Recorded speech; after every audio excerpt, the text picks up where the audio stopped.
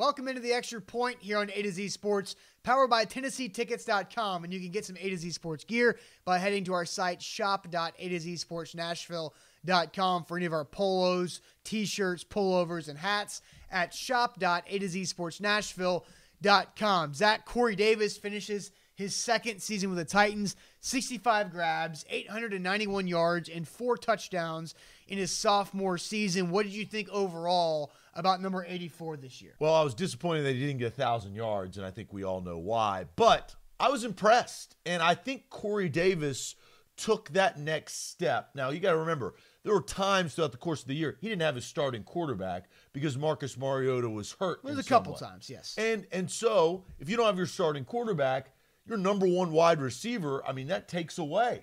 So I think Corey Davis, he's that much closer to solidifying of being a top 10 wide receiver in this league. Now, he's got some time, right? They got to get the quarterback situation straight, but I believe he has the ability to be that eventually. Is he there? No. But I think he took some small step in year 2 to get closer to there. Oh, there was definitely a step forward because, for one, he played all 16 games where he missed 5 games and was limited a lot last year with a hamstring injury. He was like the one guy who stayed healthy from start to finish on the Titans offense.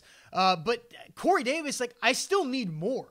If you look at 65 you need catches. More how? What do you mean? If I say 65 catches for 891 yards and 4 touchdowns, that sounds great. But then if I tell you that was also without Delanie Walker and Rashard Matthews, then that's the guy who led the Titans in the receiving weapons. You also know the quarterback situation. I understand that, but I need more. There were times when Corey Davis disappeared. There were times where he was really good. And there were times where he wasn't being used, whether that's his fault for not being able to get open, whether it's the quarterback's fault for not finding him, or the scheme's fault for not focusing on force-feeding him the ball more. I still want more. Remember, this guy was picked 5th overall. And while year 1 to year 2 was a really good step moving forward, you still want to see more for a guy who was taken 5th overall in the 2017 NFL Draft. You can't just take that lightly. I think you have to understand, though, what the Tennessee Titans offense is. You can't expect them to have, and because they don't, an electric passing offense. They don't, and they didn't all season long. So to have those expectations of, grabbing, 1,200 yards because Delanie and Rashard weren't a part of this year's team because of injury, and we all obviously know what Matthews had, I don't expect that from Corey Davis. I think he did a damn good job with what the offense was. Well, this entire offense needs to be better, and Corey Davis is a part of that needing to be better. If Marcus Mariota is the guy, then Corey Davis needs to be having those type of numbers with Tajay Sharp and Taywan Taylor having 500, 600, then Delanie Walker having 1,000.